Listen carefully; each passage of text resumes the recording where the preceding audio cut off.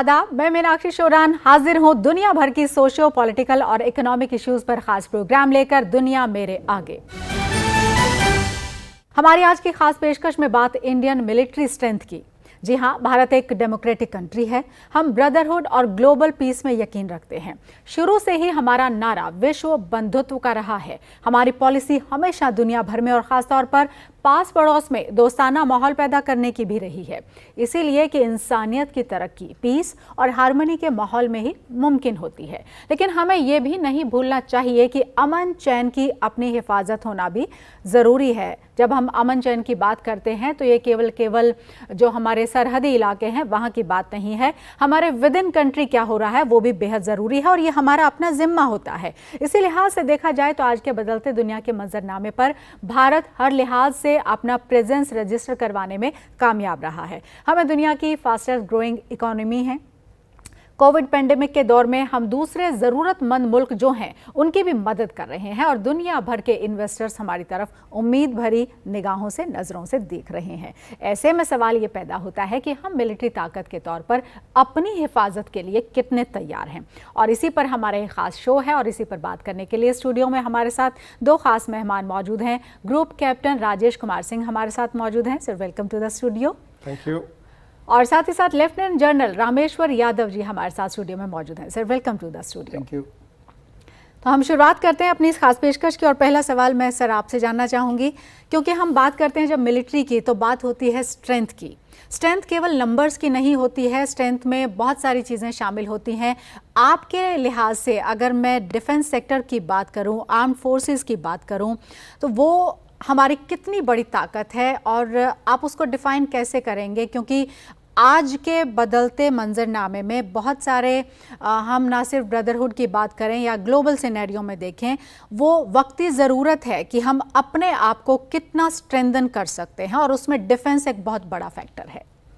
देखिए, मैं इसको इस प्रकार से आपके श्रोताओं को बताना चाहता हूँ। पहले तो देखते हैं हमारी डॉक्ट्रिन क्या है।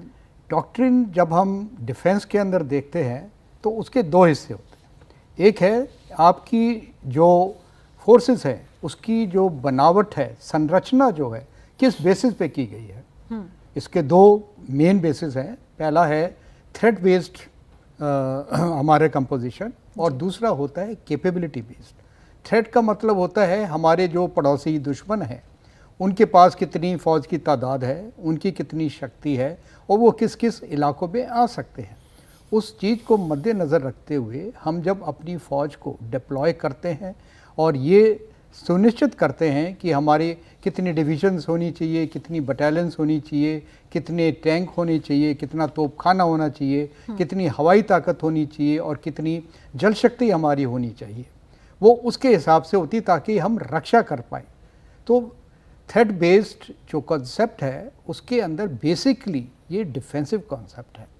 और जब हम करते हैं कैपेबिलिटी बेस्ड, कैपेबिलिटी का मतलब होता है डिफेंस तो आपका है ही है, साथ के साथ हमारे अंदर प्यूनिटिव कैपेबिलिटी भी होनी चाहिए, यानी कि ऑफेंसिव ऑपरेशन करने की हमारी ताकत होनी चाहिए। Exactly. और क्योंकि ऑफेंसिव ऑपरेशन करने की जो ताकत है उसी से कि देश की जो शक्ति है वो बढ़ जाती है। जिस देश की शक्ति ऑफेंसिव करने की ज़्यादा है उसकी शक्ति ज़्यादा मानी जाती है। ये एक आपका डेटरेंस जो होता है, मिलिट्री डेटरेंस, उसके लिए बहुत ही ज़्यादा ज़रूरी है। अभी इसका दूसरा सवाल आता है, आपने जो जैसा सवाल किया कि मिलिट्री स्ट्रेंथ जो है वो उसके क्या क्या फैक्टर्स होते हैं और किस प्रकार से आप कहते हैं कि कंट्री ए कंट्री बी से ज़्यादा स्ट्रॉन्ग है। इसमें सबसे पहली चीज़ आती है आपकी न्यूमरल स्ट्रेंथ। आपकी फ़ौज की तादाद कितनी है, कितने आपके जवान हैं, कितने आपके एयरक्राफ्ट्स हैं, कितने आपके टैंक्स हैं, कितने आपके आईसीवीज़ हैं, कितना आपका तोपखाना है और बाकी सारा वेपन और इक्विपमेंट है। और पूरे वेपन एंड इक्विपमेंट में दो चीज़ें हैं, क्वांटिटी और क्वालिटी। और यहाँ पर क्वालिटी जो है वो ज़्यादा मायने रखती है। और जब हम क्वालिटी की बात करते हैं तो बीच में आ जाती है टेक्नोलॉजी। और ये मानी हुई बात है और हमारी हिस्ट्री है, अगर हम देखें तो हिस्ट्री के हिसाब से भी जिस भी फौज की टेक्नोलॉजी जो है जो अच्छी है वो बैटल विनिंग फैक्टर रहा है। राइट। आपका मैं ध्यान करना चाहता हूँ देखिए, जब मुगल हमारे देश में आए 1526 में फर्स्ट बैटल ऑफ पानीपत, उस वक़्त बाबर के पास टेक्नोलॉजी क्या थी, वो पहली बार वो तोपखाना लेके आए थे। जब इब्राहिम लोदी की फ़ौज सामने आई तो पहले उन्होंने आटे के गोले दागे, जिसकी वजह से पूरी उनकी लोदी की फ़ौज थी उसमें तहस नहस हो गया। इसी प्रकार से जब यूरोपियंस और अंग्रेज हमारे देश में आए, उनकी जो टेक्नोलॉजी थी वो फायर आर्म्स की थी, जबकि हमारे अपने देश के अंदर जो फौजें थीं वो वही पुराने तीर कमान तलवार भालों उनसे लड़ाई किया करते थे। तो ये टेक्नोलॉजी है, बहुत बड़ा फैक्टर होता है। और अभी भी आप देखें, जैसे अफ़गानिस्तान है, ईरान इराक के अंदर है, और पूरे दुनिया के अंदर जहाँ जहाँ पर लड़ाई हो रही है, जिस देश के पास अच्छी टेक्नोलॉजी है वो ज़्यादा ताकतवर माना जाता है। मिसाल के तौर पर आज की तारीख में हम बोलते हैं अमेरिका सबसे ज़्यादा स्ट्रांग कंट्री है। उसकी स्ट्रेंथ जो है उसकी टेक्नोलॉजी की वजह से है। और इसके अलावा अगली चीज़ जो आती है वो आती है आपका इंफ्रास्ट्रक्चर। एक कहावत है कि आर्मी मूव्स ऑन स्टमक। जब तक कि आपकी लॉजिस्टिक्स सही नहीं होगी, आप आक्रमण नहीं कर सकते हैं या डिफेंस नहीं कर सकते हैं। इसलिए ज़रूरी है कि इंफ्रास्ट्रक्चर जो है, हमारे जो अग्रिम इलाके हैं उनके अंदर वो इंफ्रास्ट्रक्चर बहुत अच्छा होना चाहिए, ताकि हमारी आर्म्स, एम्यूनिशन, टैंक्स, गन्स वो उसमें मूव कर सकें, ट्रुप्स वहाँ पे डिप्लॉय हो सकें, और जब लड़ाई एक बार हमारा कांटेक्ट हो जाता है उस कांटेक्ट के बाद अपने रीएनफोर्समेंट वहाँ भेज सकें, और उनकी जो भी एम्यूनिशन खर्चा हो गई है उसकी आपूर्ति हम कर सकें, उनका एडम बंदोबस्त का हम इंतजाम कर सकें। तो इसलिए इंफ्रास्ट्रक्चर बहुत ज़रूरी है। ठीक है सर, हम इन पर और भी आपसे बातें करेंगे, क्योंकि जिस तरह से आपने इसको डिफ़ाइन किया है वो अपने आप में बहुत इंटरेस्टिंग है, और ये जानना हमारे लिए बहुत ज़रूरी है, हमारे व्यूवर्स के लिए, कि हम कितने मजबूत आज के दिन है। और अलग अलग अगर हम इलाकों की बात करें तो सर उसके हिसाब से मैं आपसे जानना चाहूँगी, क्योंकि देखिए कहा तो ये जाता है कि हम तो आजकल ग्लोबल विलेज हैं, पूरी दुनिया जो है वो एक ग्लोबल विलेज है, उसमें हम तकनीक का, टेक्नोलॉजी का एक दूसरे को देना, उनसे लेना, और हथियारों का भी जिस तरीके से लेन देन हो रहा है वो सब है। लेकिन बावजूद उसके आपसे मैं जो जानना चाहती हूँ वो यही है कि जब आप अपने को स्ट्रेंथन करना चाहते हैं तो फिर ये ग्लोबल विलेज की बात, एक दूसरे को टेक्निक के तौर पर, हथियारों के तौर पर मजबूत करने की बात कितनी प्रैक्टिकली संभव है? क्योंकि ये हो तो रहा है, लेकिन अपने आप को हर मुल्क दूसरे से मजबूत भी दिखाना चाहता है। तो वैसे में ये पूरा का पूरा सिनेरियो कैसे आगे मूव कर रहा है और इंडिया उसमें कहाँ पर है? जी, जब आप कहते हैं ग्लोबल विलेज, उसके बहुत आयाम हैं। ग्लोबल विलेज में मेरी साख कब होगी? जब मैं स्ट्रांग होऊंगा। और आज के परिप्रेक्ष्य में स्ट्रेंथ उसी के पास है जिसके पास स्ट्रांग मिलिट्री है। तो फिर यहाँ से दोनों चीज़ ऑटोमेटिकली कनेक्ट हो जाती हैं कि ग्लोबल विलेज की आकांक्षाएं सभी की हैं कि आपसे मैं ट्रेड करूँगा, मेरा मतलब दूसरे मुल्क से, तो हमें भी कुछ देना है, आपसे भी कुछ लेना है। अब उसमें अगर हम अपनी चीज़ों को एक पोजीशन ऑफ स्ट्रेंथ से नहीं पेश करेंगे तो अगला शायद नकार दे। बिकॉज आज एक तरफ तो ग्लोबल विलेज की बात कर रहे हैं, दूसरी तरफ हर बड़ी शक्ति अपने आप में अपने इकोनॉमिक इंटरेस्ट प्रोटेक्ट करने पे भी लगी हुई है। अब डोनाल्ड ट्रंप ने बोल दिया शरेआम कि अमेरिका फर्स्ट, तो उसका सिंपल सा उदाहरण है कि भाई हम पहले अपने देश के लिए करेंगे और उसके बाद फिर हम ग्लोबल विलेज की बात करेंगे। तो अगर हमारे पास स्ट्रेंथ है तो फिर हम उसमें कामयाब ज़्यादा होंगे, और हम उसके बेसिस पे बोला जाता है कि आपकी मिलिट्री स्ट्रेंथ के बेसिस पे ही इकोनॉमिक स्ट्रेंथ बढ़ती है। और उसका दूसरा पहलू भी उतना ही ज़रूरी है कि जब आपकी इकोनॉमिक स्ट्रेंथ बढ़ेगी तब मिलिट्री स्ट्रेंथ भी बढ़ेगी। तो परस्पर एक दूसरे को ये सपोर्ट करते हैं। और जब स्ट्रेंथ की बात आती है तो हम अपने आप को हर तरीके से, सिर्फ युद्ध के परिप्रेक्ष्य में देखना एक पर्सपेक्टिव है, लेकिन उतना ही ज़रूरी है कि हम अपनी भौगोलिक स्थिति का ध्यान रखते हुए अपने देश में अपनी इस शक्ति का इस्तेमाल कैसे करेंगे। मसलन जब भी आपदा आती है हमारे देश में, और अनफॉर्चुनेटली बहुत ही रेगुलरली आती रहती है, तो आपने देखा होगा हमारी आर्मी, एयरफोर्स, नेवी, सब के सब उस आपदा में मतलब आपको एक दिन कंट्रीब्यूशन रहता है जी, और वो इतना सार्थक होता है कि जो हमारी पब्लिक है, जनमानस है, उनको लगता है अगर आर्मी आ गई है, एयरफोर्स आ गई है, तो हम अब सेफ हैं। बिल्कुल। तो ये अपने आप में एक घोतक है कि भाई स्ट्रेंथ है और वो कामयाब भी है। जब वॉर होगा तब हम अपने जौहर अलग से दिखाएंगे, वो तो अलग चीज है, वो पब्लिक डोमेन में कम जाता है। अब 2 एग्जांपल दे दूंगा। नेपाल में अर्थक्वेक आया, सुपर अर्थक्वेक करके इतनी तहस नहस हुई, और उसी दिन शाम को मोदी जी के देख रेख में हमारी ऑपरेशनल फोर्सेस वहाँ पे सपोर्ट में पहुँच गई। सिमिलरली मालदीव्स में वाटर क्राइसिस हो गया, और at ministerial level it was promise कि भाई हम आपके सपोर्ट चाहिए, तो यहाँ से सपोर्ट उसी दिन शाम को एक IL-76 भर के वाटर पहुंचाया गया। जी, तो इसमें ये तो हम सब जानते हैं, और इस फैक्टर को कोई मना ही नहीं कर पाएगा कि जब आर्मी को हम उस तरह से देखते हैं और किसी भी तरह की स्थिति में, तो वो ना सिर्फ मदद के लिए, बॉर्डर्स तो एक बड़ा इशू है, और वहाँ पर किस तरह की स्थिति है वो मैं आपसे जानना चाहती हूँ सर, क्योंकि बड़ा इम्पॉर्टेंट है। क्योंकि हमारी जो, जिसका जिक्र आपने किया शुरू में ही कि डॉक्ट्राइन क्या है, हमारा जो भौगोलिक स्तर है वो कैसा है, हमारे जो नेबरहुड कंट्रीज़ हैं वो कैसे हैं, हमारे रिलेशन उनके साथ कैसे हैं, उन सब को देखते हुए मैं वर्ल्ड फोरम या फिर according to the world scenario में आपसे बात करूं, उससे पहले मैं अपने इस सब रीजन की बात करना चाहती हूं, क्योंकि हमारा जो नेबरहुड है वो कहीं ना कहीं प्रॉब्लमेटिक हमारे लिए रहता है। तो वैसे में हमारी स्ट्रेंथ क्या है, और जो हमने ग्रेजुअली अपने आप को न सिर्फ स्ट्रेंथन किया है सिर्फ इस लिहाज से कि हमारे पास एमिनेशन ज़्यादा है, हमारे पास ज़्यादा हायर टेक्नोलॉजी हमारे पास मौजूद है, बल्कि उस लिहाज से भी कि हम एक मैसेज करने में भी अब सफल हुए हैं, उस लिहाज से कि we are not a soft country right now. हम अगर आप कुछ हमें प्रोवोक करेंगे तो उसका जवाब वैसे ही देंगे।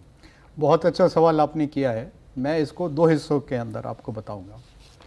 पहली चीज़ तो ये है, जो हमारे रीजन में इस वक्त हो रही है, हमारे पड़ोसी जो देश हैं उसके अंदर आज की तारीख में हमारी जो थ्रेट है ये हाइब्रिड वॉर की है। और हाइब्रिड वॉर के अंदर इसके कई हिस्से हैं। सबसे पहला है, तीनों देश जो हैं, दोनों हमारे नेबर और हिंदुस्तान, हम तीनों न्यूक्लियर पावर हैं। सो एक न्यूक्लियर डेटरेंस है इसके अंदर। दूसरा आता है कन्वेंशनल कैपेबिलिटी, कि आपकी नॉर्मल जो आम आदमी समझता है कि फ़ौज, आपकी फ़ौज कितनी है, जिसका जिक्र मैंने आपसे पहले भी किया था। दूसरा है कन्वेंशनल कैपेबिलिटी आप तीनों की कैसी है। तो उसके अंदर अगर मैं कंपेयर करूं तो उसके अंदर स्ट्रेंथ एंड वीकनेसेस के अंदर पाकिस्तान के ऊपर हम हावी हैं। हमारे पास काफ़ी प्यूनिटिव कैपेबिलिटी है उनके अगेंस्ट। चाइना के अगेंस्ट जो हमारा तिब्बत की जो सीमा है उसके अंदर जितना चाइना का है उतना ही हमारी पैरिटी है, यानी कि हम काफ़ी अच्छा उनका मुंह तोड़ जवाब देने के आज की तारीख में सक्षम है। तीसरी चीज़ हाइब्रिड वॉरफेयर में आ जाती है सब कन्वेंशनल कैपेबिलिटी, यानी कि मीन्स दबे छुपे बात करनी, जैसे आतंकवाद है जिस प्रकार से जम्मू एंड कश्मीर में और नॉर्थ ईस्ट में चल रहा है, वो सब कन्वेंशनल कैपेबिलिटी है। और ये सब कन्वेंशनल कैपेबिलिटी जो है ये लिंक्ड है न्यूक्लियर और कन्वेंशनल कैपेबिलिटी से, तीनों आपस में जुड़ी हुई हैं। चाइना का भी इसके अंदर योगदान रहा है। हमारे नॉर्थ ईस्ट के अंदर पहले नागा इंसर्जेंसी वगैरह को काफ़ी सपोर्ट करते रहे हैं। और अगली चीज़ जो हाइब्रिड वॉरफेयर के अंदर है, जो नई चीज़ें हैं, ये टेक्नोलॉजी ड्रिवन है। साइबर वॉरफेयर, उसके बाद स्पेस वॉरफेयर, करेक्ट, उसके बाद इंफॉर्मेशन वॉरफेयर, साइकोलॉजिकल वॉरफेयर और इकोनॉमिक्स, उसको भी हथियार के तौर पर इस्तेमाल किया जाता है। इनको मैं एक एक करके बताता हूँ। अभी आपने अखबारों में सुना होगा कि तकरीबन हिंदुस्तान की 10,000 साइट्स जो हैं वो हमारे पड़ोसी देश ने उनको हैक करने की कोशिश की है। वो साइबर वॉर है। और साइबर वॉर के आज की तारीख में हर एक चीज़ कंप्यूटर्स और IT ड्रिवन है। और अगर कोई भी कंप्यूटर, कोई भी एडमिनिस्ट्रेशन हो, कोई भी ऑपरेशन हो, रेलवे ले लीजिए, एयरक्राफ्ट ले लीजिए, या कोई भी डे टू डे रोज़मर्रा की जो चीज़ है, हर चीज़ IT से जुड़ी हुई है। अगर उसको किसी ने हैक कर दिया या उसको मैनिपुलेट कर दिया तो यहाँ पे बड़ी तबाही हो जाएगी। करेक्ट। तो इस प्रकार देन स्पेस वॉर, ये एक नया तरीका है, क्योंकि हमारी जितने भी कम्युनिकेशन नेटवर्क है और वो सारे सैटेलाइट्स के ऊपर अभी आज की तारीख में डिपेंडेंट है। करेक्ट। सो चाइना के पास ये कैपेबिलिटी है कि हमारी जो सैटेलाइट्स हैं उनको डिस्ट्रॉय कर सकता है। हमारे पास भी ये कैपेबिलिटी है एंटी सैटेलाइट कैपेबिलिटी हमारे पास है, हम उनको डिस्ट्रॉय भी कर सकते हैं फिजिकली, पैसिव तरीके से भी कर सकते हैं। तो ये एक नया एक तरीका है दूसरे देश के ऊपर हावी होने का। और अगली बात जो है और बहुत ही इम्पॉर्टेंट है वो है इंफॉर्मेशन वॉरफेयर। इंफॉर्मेशन वॉरफेयर में हमारे दोनों पड़ोसी बहुत ही सक्षम हैं। वो अपने नैरेटिव्स इस प्रकार से चलाते हैं और पूरे दुनिया के अंदर भी, और हमारे जिन जिन तबकों को वो चीज़ चाहिए तो अपनी इंफॉर्मेशन वॉरफेयर के जरिए हमारे और नागरिकों के दिमाग के अंदर एक चीज़ भरना चाहते हैं, उनका जो नैरेटिव है उसके लिए। और उससे जुड़ी चीज़ है साइकोलॉजिकल वॉरफेयर। और हमारा एक पड़ोसी जो है चाइना, वो तो साइकोलॉजिकल वॉरफेयर के अंदर बहुत ज़्यादा माहिर है। और आज की तारीख में आप ये देखें हमारे उत्तरी सीमा के ऊपर जो चल रहा है वो एक माइंड गेम चल रहा है, साइकोलॉजिकल वॉरफेयर चल रहा है। पहला चीज़ तो ये है वो वहाँ पे आके बैठे हुए हैं इस विचार से कि हो सकता है वो धीरे धीरे दिल टायर आउट इंडिया, धीरे धीरे इंडिया की जो राजनीतिज्ञ हैं वो हार मान लेंगे और उनकी बात मानना शुरू कर जाएंगे। साथ के साथ उनका जो मीडिया है वो इस प्रकार की खबर छाप रहा है कि देखिए 1962 में हमने आपको किस तरह से पनिश किया था, और अगर आपने कोई गलत हरकत हमारी फौज के अगेंस्ट करी तो हम उससे 5 गुना ज़्यादा आपके ऊपर तबाही करेंगे। ये ग्लोबल टाइम्स है उनका अखबार, उनका सरकारी but now it is situation and scene is altogether different. ये भी तो कहा जाता है कि this is not 1962, this is 2020 and India is someone जिसको आप उस तरीके से लाइटली ले ही नहीं सकते हैं, नीदर पॉलिटिकली नोर इकोनॉमिकली, क्योंकि हम जिस तरीके से राइज कर रहे हैं हर चीज़ में, हम अपना एक तरह से दबदबा कायम किया जा रहा है और वो एक हम राइज की तरफ जा रहे हैं। उस पर भी मैं सर रहूँगी, लद्दाख स्पेसिफिक भी मैं आपसे सवाल पूछूंगी। उससे पहले मैं आपसे जानना चाहती हूँ, क्योंकि वर्ल्ड सिनेरियो की जब हम बात करते हैं तो बड़ा इंपॉर्टेंट हो जाता है। अभी 75th जो उसका कन्वेंशन था उसमें जिस तरीके से हमारे प्राइम मिनिस्टर ने अपना एड्रेस किया और जितना स्ट्रांगली एड्रेस किया, जिस तरीके से उन्होंने कहा कि हम इतनी बड़ी डेमोक्रेसी हैं बावजूद उसके हम यहाँ पर परमानेंट मेंबर नहीं हैं, हम और कितना हमको वेट करना होगा, इस तरीके से प्रिसाइसली उन्होंने रखा। और क्योंकि जिस तरह से सर ने जिक्र किया कि ये सिर्फ और सिर्फ एक बैटल फील्ड नहीं है, इतने सारे बैटल फील्ड्स आपके ओपन हैं और आपको हर जगह पर हर तरीके से आपका जवाब देना है। हम आपसे यही जानना चाहते हैं कि अगर मिलिट्री के तौर पर मैं आपसे बात करना चाहूँ, डिफेंस के तौर पर मैं आपसे बात करना चाहूँ, तो इस तरीके के जो मैसेजेस हैं, इतने स्ट्रॉन्ग मैसेजेस हैं, वो किस तरीके से असर डालते हैं इस तरह की चीज़ों पर? हर पॉलिटिकल सिस्टम में मैसेज बड़ा इंपॉर्टेंट रोल प्ले करता है। जैसा आपने बोला कि हमारे प्रधानमंत्री ने UN 75 के फोरम में अपने आप को एग्जर्ट किया, तो पिछले कितने दशकों से हिंदुस्तान की आवाज़ ही नहीं थी। वजह क्या है उस पर नहीं जाएंगे, बट आज हम देख रहे हैं कि हिंदुस्तान एक मुकाम हासिल कर चुका है। वर्ल्ड ओवर सभी देश देखते हैं, चाहे वो मीडियम इकनॉमी हो, लोएस्ट इकनॉमी हो या इकोनॉमिकली स्ट्रांग नेशंस हो, सब के सब आज मोदी जी को एंगेज करते हैं। सिर्फ इसलिए नहीं कि मोदी करके कोई फिनोमिना आया है, इसलिए कि कंट्री एज सच इकोनॉमिकली धीरे धीरे स्ट्रांग हो रहा है, एक क्लैरिटी है रोल में। तो एज अ रिजल्ट अब जब हमारी बात ये हो रही है कि यूनाइटेड नेशन में हमें जगह मिलनी चाहिए, वो सुनी जाएगी। उसका दूसरा पहलू अगेन मिलिट्री स्ट्रेंथ। अब मिलिट्री स्ट्रेंथ की बेसिस पे ही हमारी स्ट्रेंथ का धीरे धीरे असर पड़ता है। अब जैसे चाइना, जनरल रामेश्वर सर ने जैसे बताया कि चाइना सोच के कुछ आया था, अब कहानी पलटती नजर आ रही है। तो आज के दिन में जितनी स्ट्रेंथ चाइनीज ने इकट्ठा करी, हमने भी मिरर इमेज कर दिया, उतने ही ट्रूप्स ग्राउंड पे पकड़ा दिए। उनका एक अपना सोच था कि टेक्नोलॉजिकली हम बहुत स्ट्रांग हैं, ये चाइनीज की सोच थी। एज अ रिजल्ट हिंदुस्तान ना तो न्यूमेरिकली स्ट्रांग है ना टेक्नोलॉजी स्ट्रांग है, तो हम अब इस पे हावी हो जाएंगे। और साइकोलॉजिकल वॉरफेयर जैसा सर ने बताया है, इम्पैक्ट वही था कि इस तरह से हम सबड्यू करेंगे इंडिया को, क्योंकि इस पूरे क्षेत्र में सिर्फ हिंदुस्तान ही है जो उनके लिए थोड़ा सा खतरा है। नॉट रियलाइजिंग, पहला क्वेश्चन आपका ग्लोबल विलेज, जिसमें चाइना को हिंदुस्तान की जरूरत ट्रेड वाइज ज्यादा है, सबसे बड़ी मार्केट हम हैं, बट इसको भी ताक पे रख के उन्होंने ऐसी हरकत की है। अब मामला ये हो गया कि जब हमारी मिरर इमेज फोर्सेस वहां पहुंच गई, इंडियन एयरफोर्स ने भी बड़ा एक सैलिएंट रोल इसमें प्ले किया। जितनी ट्रूप्स मूवमेंट थी अब हमारे पास हैवी लिफ्ट ट्रांसपोर्ट एयरक्राफ्ट है, IL-76 हो या C-17 ग्लोब मास्टर हो, हर तरह के आर्म्स एम्यूनिशंस, अब आपने सुना होगा टैंक भी पहुंच गए, BMPs भी पहुंच गई, सारी चीज़ें वहाँ इकट्ठी हो गई। अब चाइनीज़ को लगा कि यार ये जो हमारी प्लानिंग थी उससे कहीं आगे हो गया है। राइट। आपने सुना होगा ब्लैक टॉप, जो और पहाड़ियाँ हैं विंटेज वाली साउथ ऑफ पेंगोंगसो, उन सब में अब भारतीय सेना बैठी हुई है। तो कहने का मतलब ये कि हमारी स्ट्रेंथ अब धीरे धीरे उनको रियलाइज होने लगी कि no, India is not what it was in 1962।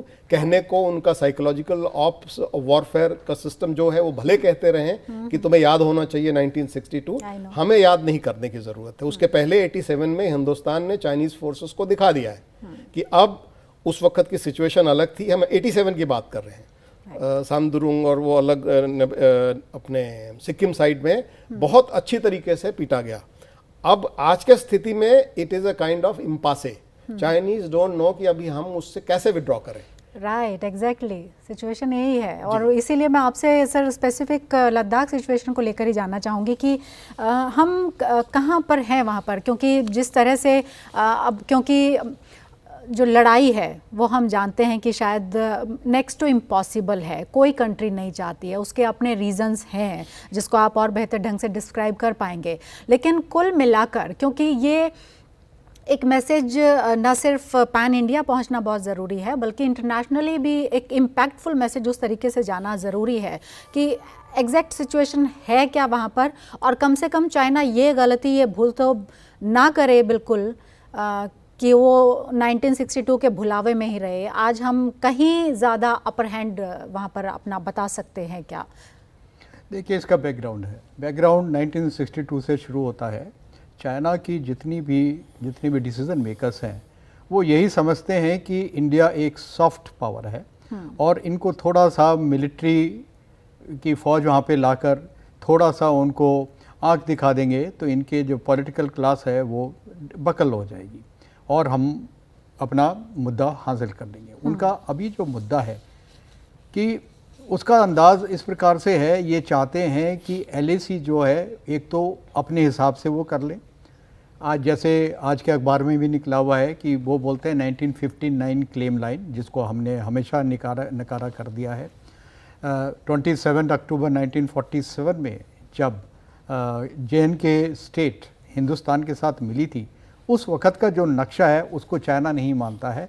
वो बताते हैं 1959 की लाइन को हमको दे दी जाए और वो उनकी मंशा ये थी, और मंशा ये कि LAC को आप अभी बाउंड्री बना दिया जाए ताकि अक्साई चीन उनके पास परमानेंट हो जाए, जो कि हमारा विचार इस प्रकार का नहीं है और इस चीज़ को हमारे विदेश मंत्रालय ने बिल्कुल रिफ्यूट कर दिया है। अगली बात आते हैं अभी की सिचुएशन की। तो लाम लश्कर लेके वो पहुँच तो गए इस विचार में कि हिंदुस्तान जो है वो डर जाएगा, लेकिन वैसा हुआ नहीं। 15 और 16 जून की रात में जो वाक़या गलवान घाटी के अंदर हुआ है, उसके बाद और अभी 29 और 30 अगस्त को जिस प्रकार से हमने सदर्न बैंक ऑफ पेंगोंगसो जो है उसकी हाइट्स को हमने ऑक्यूपाई कर लिया है, जहाँ से उनके पूरे डिफेंसेस के ऊपर हम डोमिनेट कर सकते हैं। True. और साथ ही साथ फिंगर 4 जहाँ पर वो आके अपनी their line of perception of LAC वो बैठे थे, हम उनके भी ऊपर हमने अपना रीडेप्लॉयमेंट कर लिया है। तो इस वक्त हम उनको अच्छी तरह से डोमिनेट कर रहे हैं। अब चाइना जो है अब वो फिक्स के अंदर है, वो आए थे तो कुछ और करना लेकिन वो चीज़ नहीं हो पा रही है। Now there is a fix, उनको फेस सेविंग चाहिए।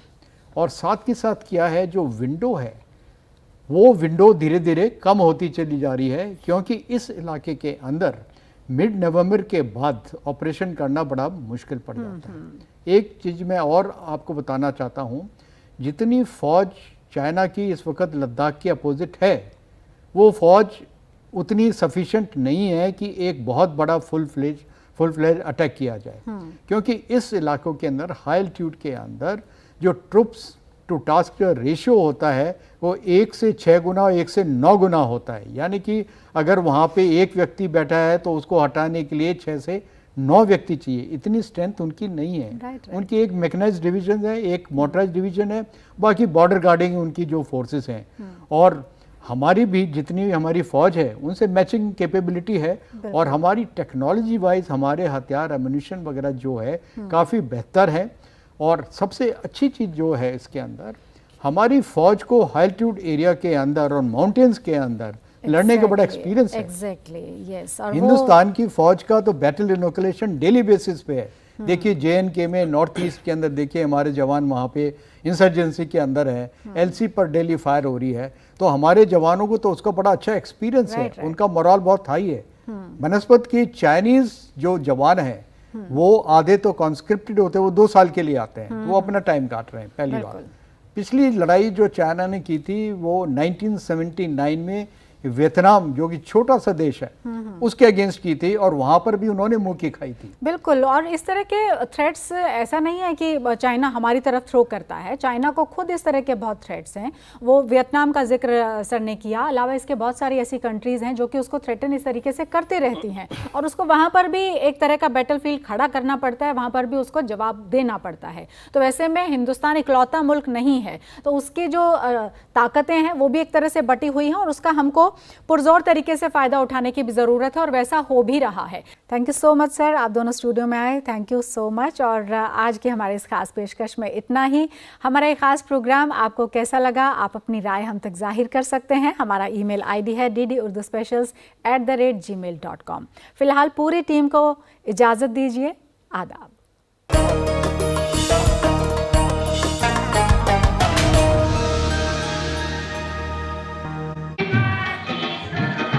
कैसा लग रहा है मैडम? फेशियल कैसा लग रहा है? शादी के पहले आता है सीजन शादी.com का, आज ही डाउनलोड कीजिए। ये विशाल है ना, इसका सब प्रॉपर चलता है। कल इसके बैंक खाते में 15,000 रुपए का फ्रॉड हुआ है, पता है? पर कोई टेंशन ही नहीं इसको, देख। टेंशन क्यों? मेरी कोई गलती ही नहीं थी। फिर भी फ्रॉड होने पर मैंने फौरन बैंक को इन्फॉर्म कर दिया। RBI कहता है अगर आपके अकाउंट से किसी ने धोखे से पैसे निकाले हैं तो बैंक को जल्द से जल्द इन्फॉर्म कीजिए। 3 दिन के अंदर इन्फॉर्म किया तो कोई नुकसान नहीं होगा, जितनी देर करोगे उतना ज्यादा नुकसान। और सुन, सब चलता नहीं, प्रॉपर चलाना पड़ता है। RBI कहता है जानकार बने, चौकन्ने रहें। हनीमून के लिए कहाँ जाना है? कहाँ जाना है मैडम? कहाँ? शादी सीजन के पहले आता है सीजन शादी.com का, आज ही डाउनलोड कीजिए।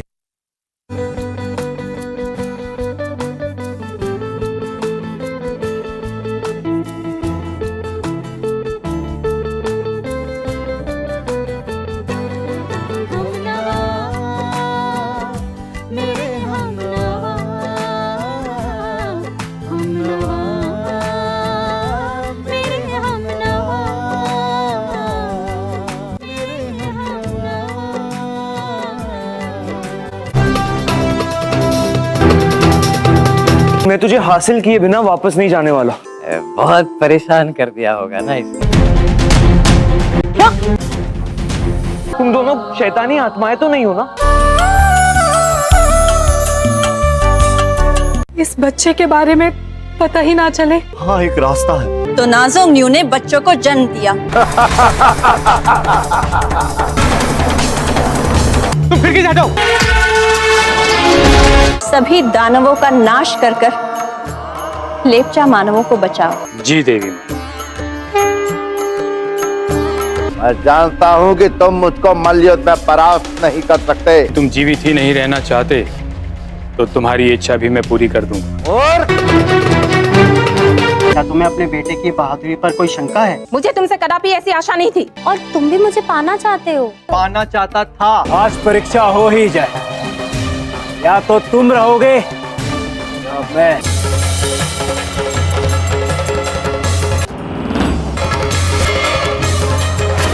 रहस्य है, चमत्कार है, एक पहेली है या माया जाल है।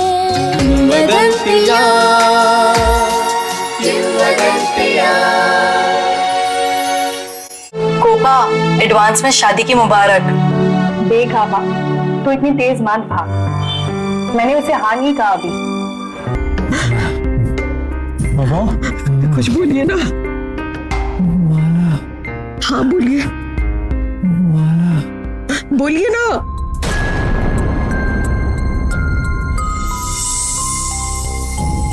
वाह।